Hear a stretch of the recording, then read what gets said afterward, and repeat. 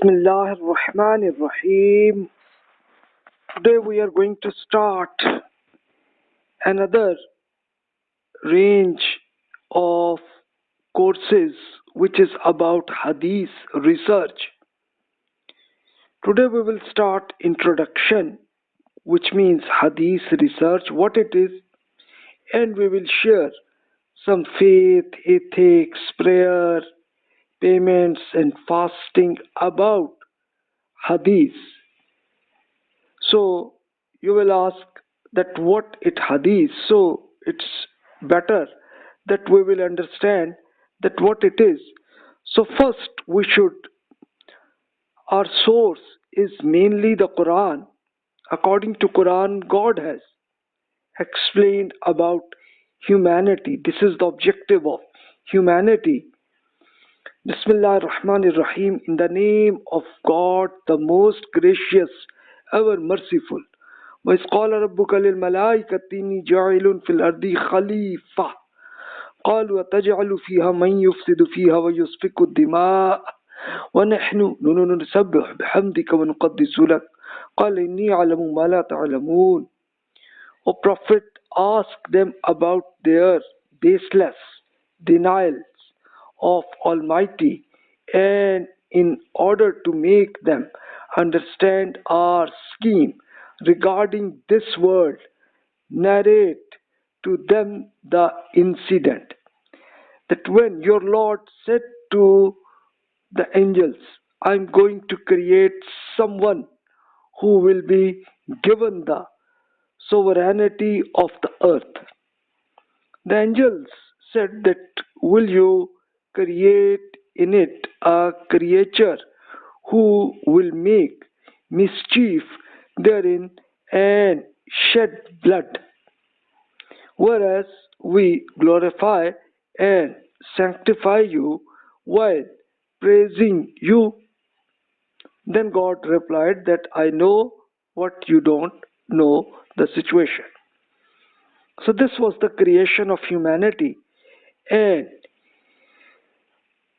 especially during this scheme of this existing life in this earth was that God created an other creature which was human beings, and for human beings it became and sovereignty of the earth. They can do anything, any options are available for them.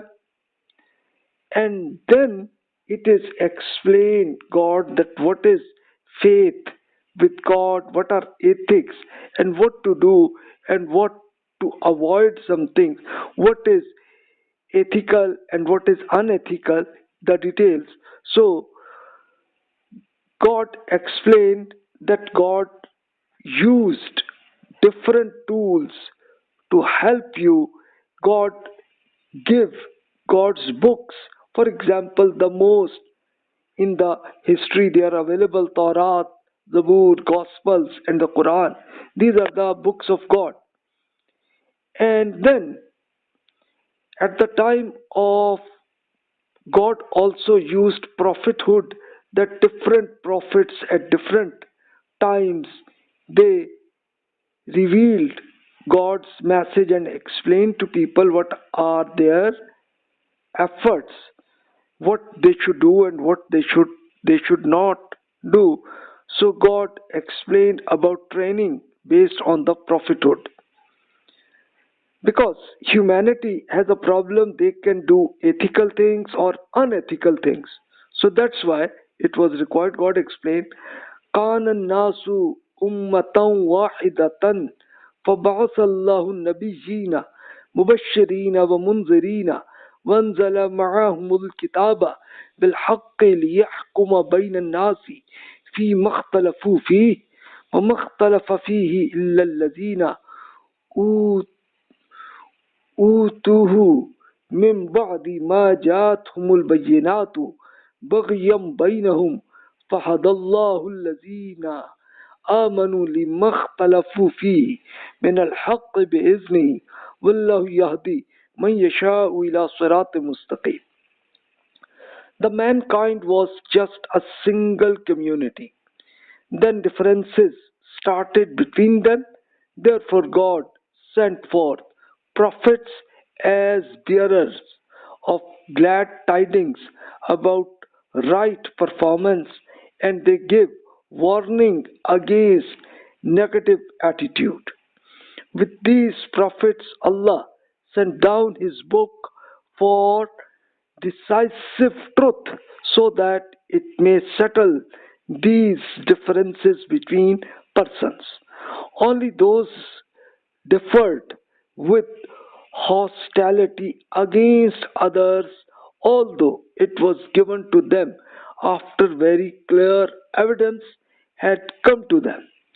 Therefore, Allah guided by the backing of His grace those who believed in the Quran in all their differences regarding the truth, and Allah guides whom He intends to the straight path due to their good intention.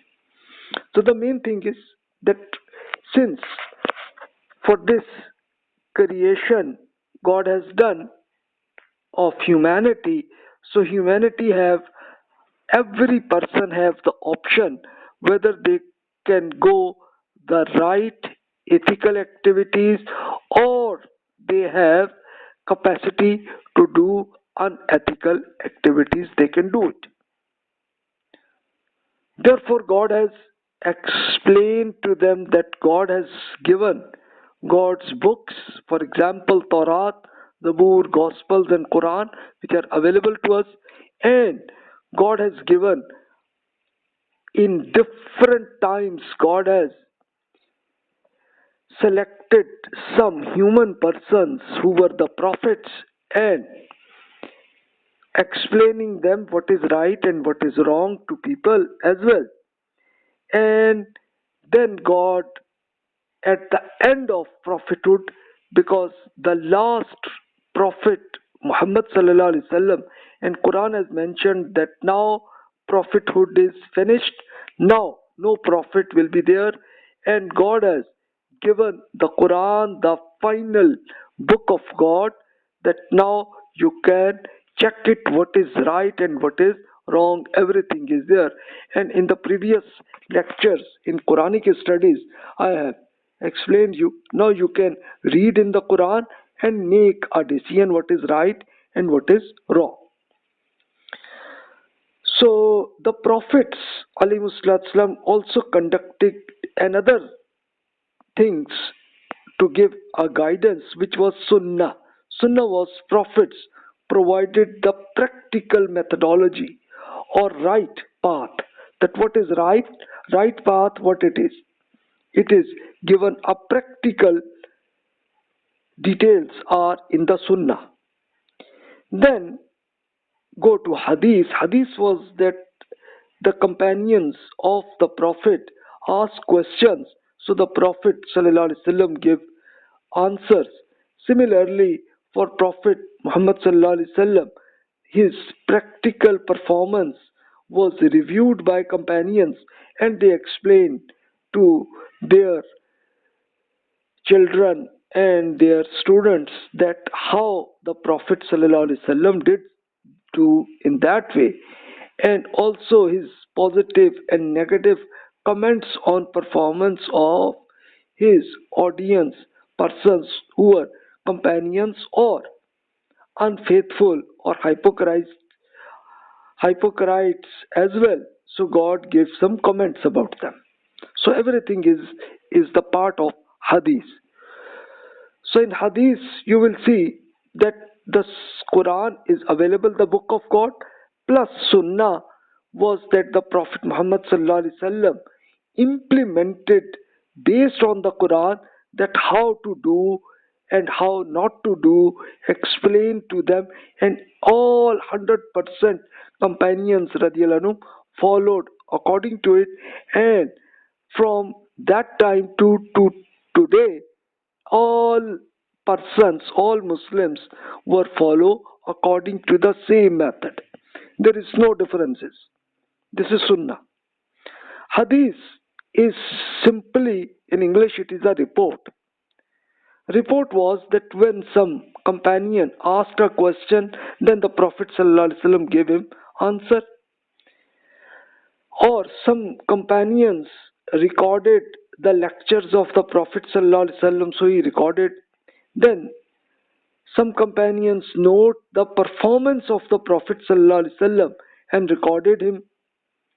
And a companion did something, so then the Prophet ﷺ give comments that this is good you are doing, or this is wrong, please improve this one, like this things.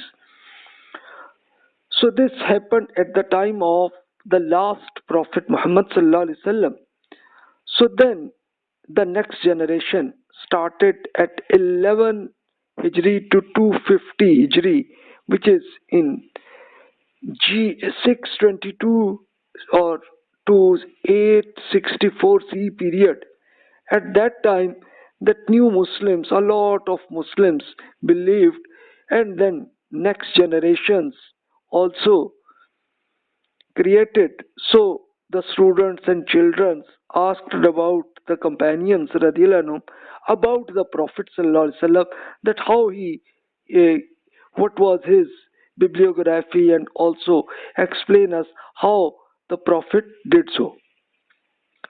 So the companions radiallahu anhum explained to their children and students. Now these students, when they mature, they become scholars, and they generated to the next generation, third generation. Then third generation scholars go to fourth generation, fifth, sixth, seventh. Many generations may happen in around 250 years. So this was done. Then companions conducted education to the next generation like this in, you can say, from Tajikistan to Spain, in a lot of cities and different villages as well. They did so, and the next scholars in the next generations, they did so. So it happened, all such information about reports about the Prophet ﷺ, everything was given to different cities and locations. Then at 133 Hijri, which is 751 CE, it was a revolution of information age. How it happened? That actually, that in this Tajikistan area, it was a war happened with China, and Muslims get victory, and a lot of captives were there. At that time, the main issue was that Muslims did not have papers. Papers they have to purchase from China, they have to purchase, which was very expensive, and every person was unable to purchase these things. Only some scholars, they purchase papers and then they write if they want it. So usually they use as a diary only, because it was very expensive. But during this war, the captives of China, they, when Muslims understood that these people understand how to create papers, so they asked for the captives that if you understand us the method of how to create papers, then it's okay. Without any sort of money, we will give freedom without any amount. So Chinese military, they were very happy, and they explained all the methods of papers, and it was the papers revolution. This happened. And then from 150 to 400 Hijri period, 767 to 1010 CE period, that at that time whatever scholars were there, they had now paper become very easy, and it also become very, previously it was very expensive, but now it was cheap. So it was easy for them to start writing books. So that's why the scholars, they also reported books, in the books about the Prophet sallallahu alaihi wasallam, the details about it. So that's why how we get these hadith reports, which are in the format of books. It's available now. But unfortunately, another issue happened, which was scam reports also were recorded, especially for the political agenda or religious sectarianism agenda happened as well, or some persons also for the financial benefit, they also created some scam or false reports about the Prophet sallallahu alaihi wasallam. Then the some hadith research started, because the scholars, they conducted research whether these reports are authentic or not. So they conduct examination, assessment, and audit of hadith reports. The objective of confirm that which reports are authentic and which are part part of false propaganda, which was false reports. So what they did, they check whether the narrators, the persons through around 6 7 generations, whether these persons are reliable or not. And they checked every report, they match with the Quran, Sunnah, and authentic hadith reports with them as well, to confirm whether it is logic or not. It is possible they conducted research. So this is hadith research, and now we are going to start it, that how we can conduct this hadith research, how to understand it, and how we can implement it. This is the main objective of this course. So what we will do, we'll have three books. First book is HS01, which means Hadith Research 01. Hadith Studies, I said. Study the selected authentic Hadith reports first, so that we'll be able to understand how to understand the Hadith reports, and I have selected only authentic reports. Then the second report is HS02, which is Hadith Research, the procedure to conduct Hadith research, how we should do to check whether it is authentic or not. And then HS03 will be, which is not the book, it will be in my lectures in Urdu, it is available, and now I am going to start it in English as well, that you will select some hadith report and then you will implement it practically, whether this hadith methodology, on the hadith research methodology, based on that you will implement it to check it whether it is authentic or not. So with this practice, it will be easy for you to understand it, that how you will be able, you all the skills you will get it, that for further hadith reports you will be able to conduct any research. This objective of hadith research is detailed research of check the authenticity of hadith report. Definitely in these lectures 100% all the hadith reports will not be done. We cannot do it, but you will do it to conduct during your life, because around more than 70,000 reports are available, and for every report you'll have to check it. Then you'll have to also do the personality development based on the authentic hadith reports as well, that whatever ethics you have explained the Prophet sallallahu alaihi wasallam, you have to implement it about your personality. your skills to develop the methodology of Hadith research. These skills is the objective of this course, and your skills to develop your research on especially commentaries of Hadith books as well, that whether the commentary different scholars have wrote books, so whether their commentary is right or wrong, you can check it as well. And then academic logical research plus apply Hadith knowledge to in your life, you will be able to do this. So this is the main objective, and your responsibilities will be that the methodology of Hadith research, first to use it and then conduct audit on Hadith reports, which are around 70,000 reports, which are available in a lot of different books. Then case studies and implement Hadith reports in Muslim law as well. You will have to do this.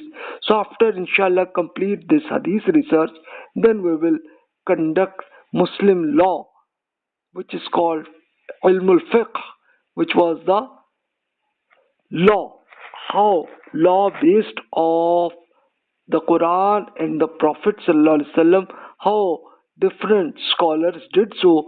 So you will be able to do this in future, inshallah. So this was just the introduce. So what now we will start. So as I suggested that first to select authentic hadith only, that how to the main objective will be that will be to able to understand how the reports of the Prophet ﷺ, how you should be able to study it. So we'll start with the first one. You will see that hadith reports everywhere are available in Arabic.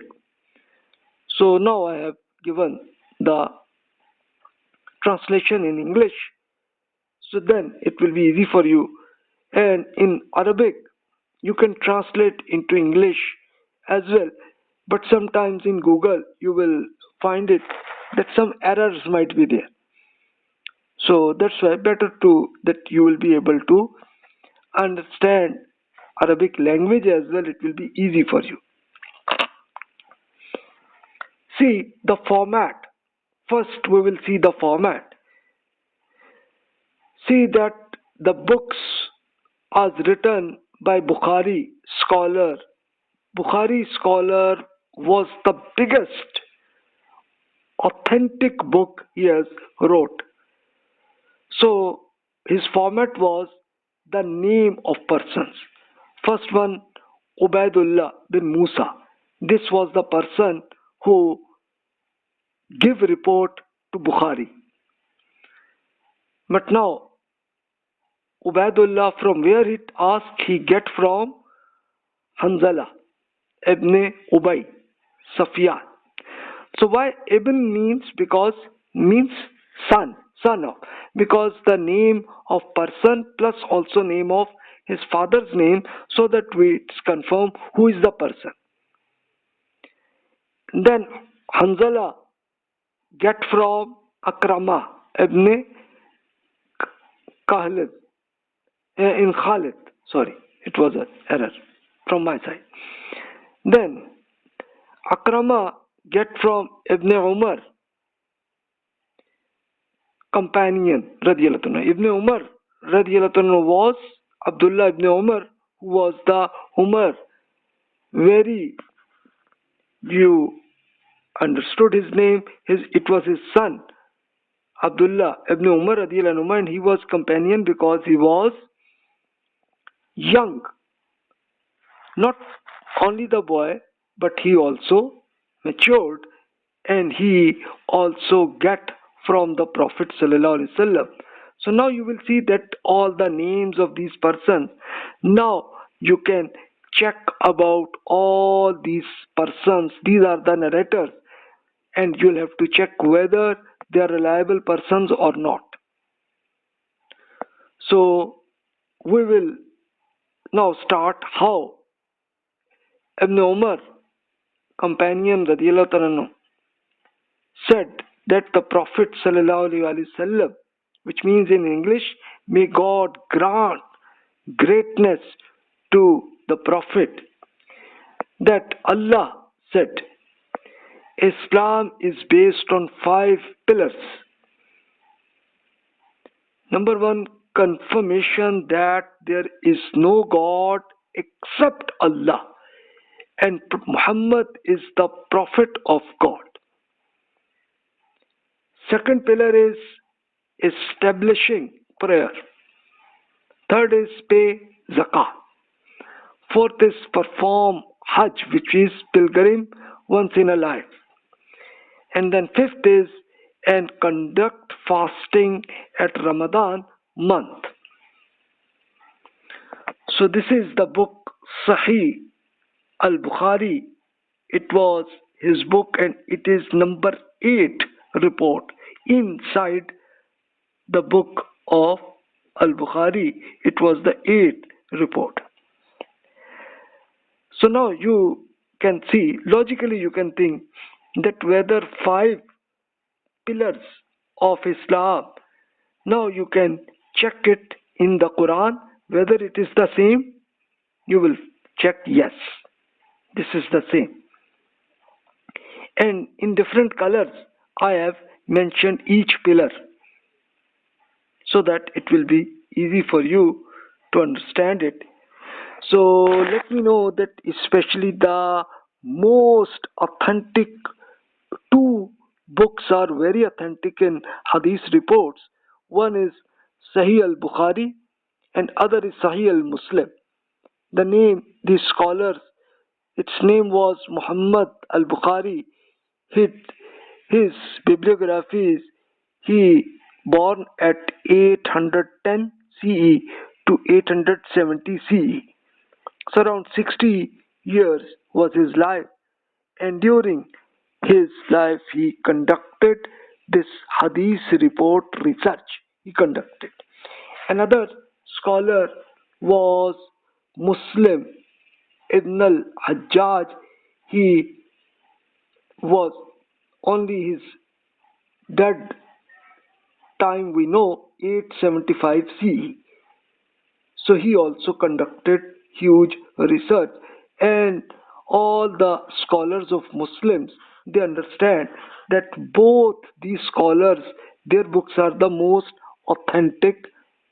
For us it is available, so it will be easy for you to understand it, that okay, for us you will see that Hadith research, the most authentic books, you should start it, because it will be very easy for you, because there will not need to conduct any research, because already these scholars have done so. But you'll have to do this only to understand it, and if you don't find clear, then on the same topic you will see the further reports, then it will be easy for you to understand it. And still, if you have still confusion, then you will ask from any scholars who understand Hadith research. So you will ask them, then he or she will understand you the scenario. This al-Bukhari was from Uzbekistan country, and Muslim Ibn al-Hajjaj was from Iran. And there are many other Hadith research scholars happened, and they also wrote books. But what they do, they wrote in their books authentic and unauthentic, every type of Hadith they have done. But they have mentioned that this is authentic and this is not authentic. They have mentioned there. But Bukhari and Muslim, both scholars, they have only authentic reports are recorded. That's it. Any report which was not authentic, so they have deleted. So this is the difference between other scholars. Now we go to the 14th report. So this is just as a sample I am sharing. If you know the Arabic you will be able to read the Arabic, you will be able to say the names of each person. So that's why in the translation I just give the name of the companions. Abu Huraira, may Allah be pleased with him. In Arabic we call it radiyallahu anhu, reported that the Prophet of Allah sallallahu alaihi wasallam said, by the one God in whose hand is my soul, none of you believes until I am dearer to him than his father and son. Which means that we should love with the Prophet ﷺ even more than that we love with our father and son. So logically you think, is it okay? I say yes. Then 16th report of Buhari, Anas radiallahu anhu, the companion, reported that the Prophet ﷺ said, any person who get three things, then he or she will find the sweetness of the faith. Allah and His Prophet are dearer to him or her than anything else. That he and or she loves a person only based on God only, and that he or she hates to return to disbelief like he or she hate to be entered into the fire. So you can see that we must love most with Allah, and based on Allah we should also love with the Prophet ﷺ, because through the Prophet we will be able to understand the message of Allah. Then it will be easy for us to understand what God needs from us. Then what we should do, if we love to any person, but it must be based on God, which means that the person, if they are faithful person with God, then we should love it, the person.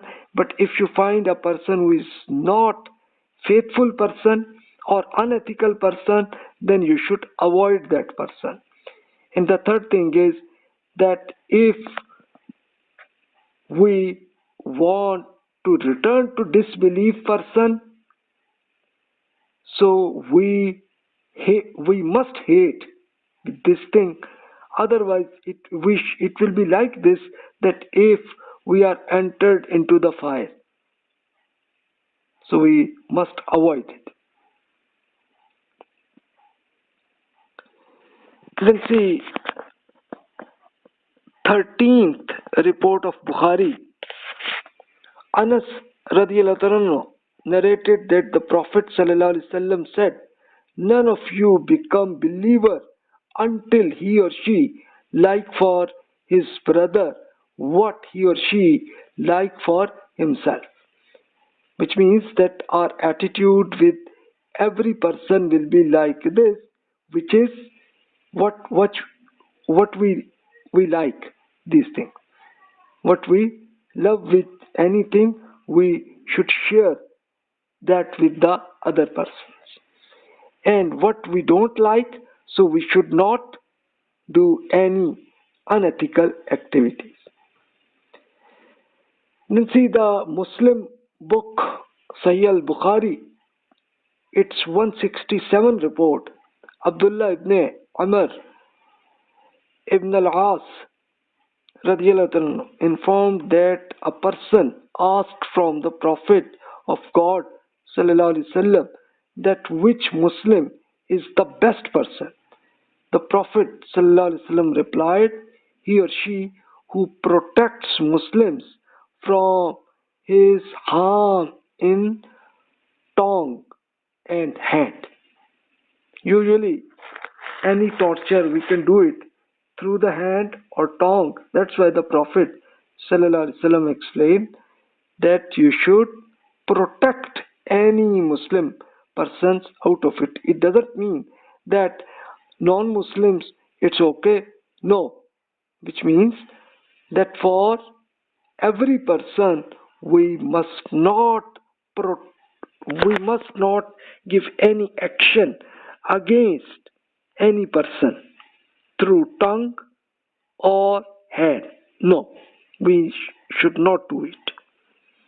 Except it that if we find a person, whether Muslim or non-Muslim, we find that he has done some illegal activities, then it's okay, but you should report to the police only. Then okay, then the government will take the action.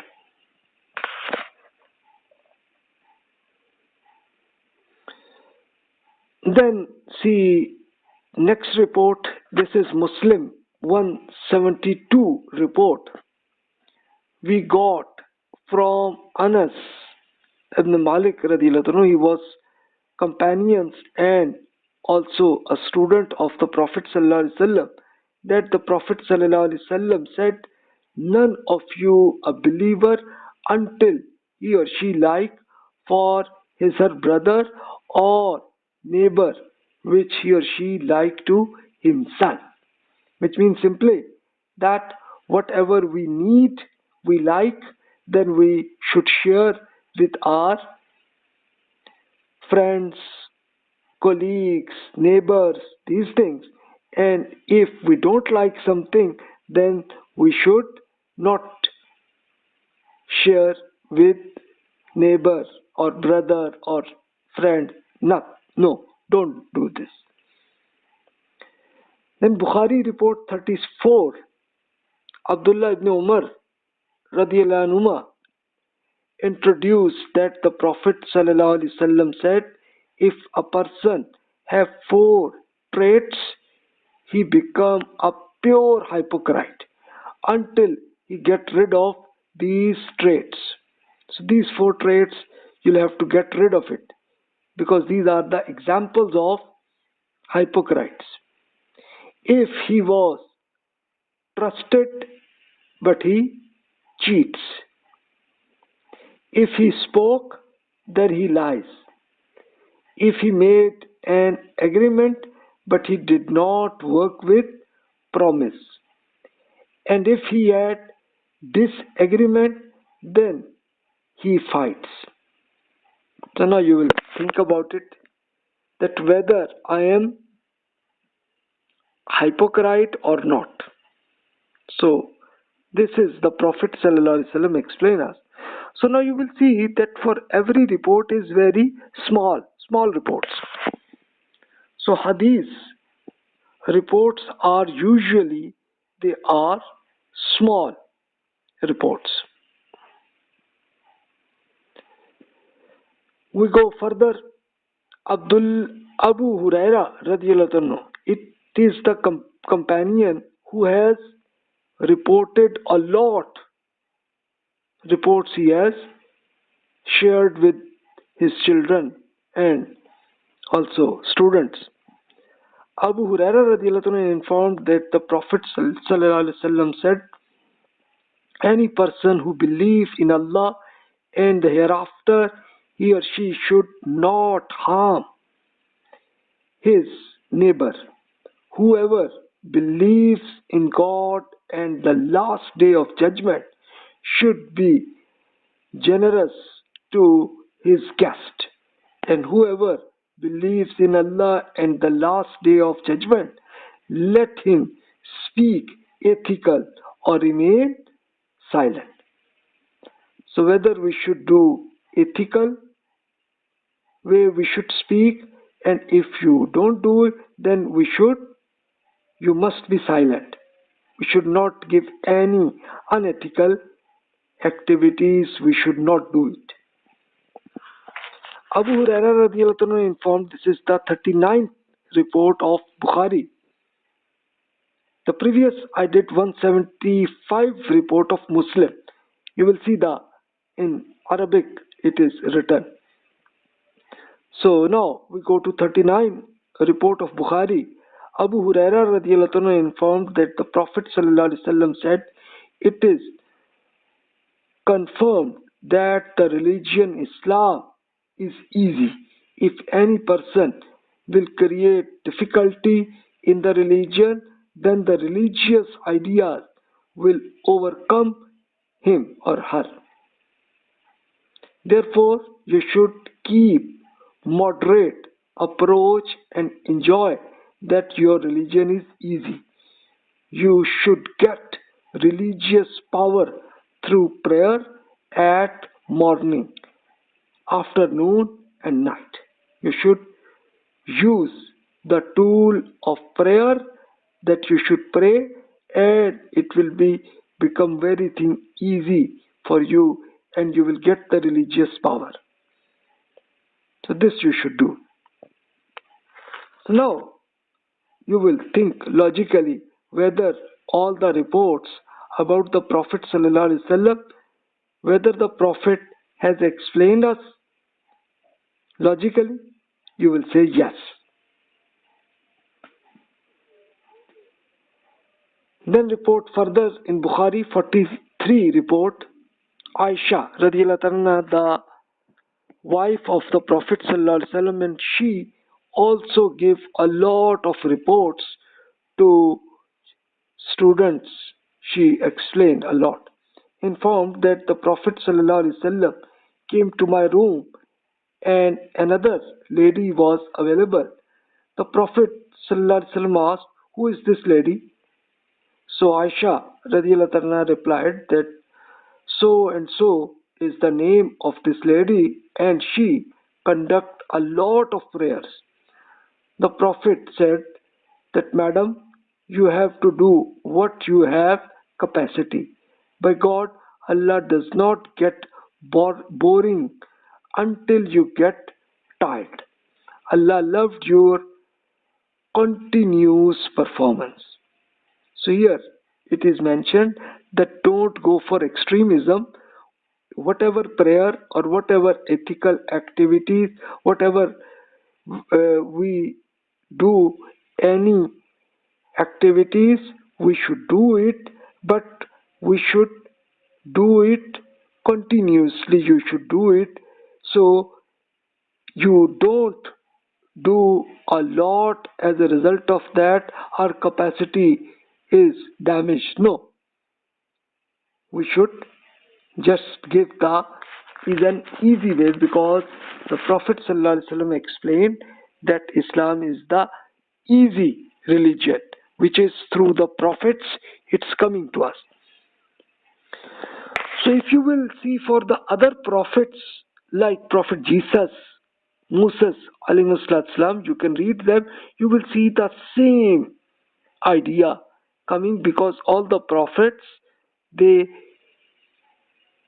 revealed from God and explain us. So, but we'll have to check first whether the report is authentic or not. So first do it and read it. You will find it the same ideas.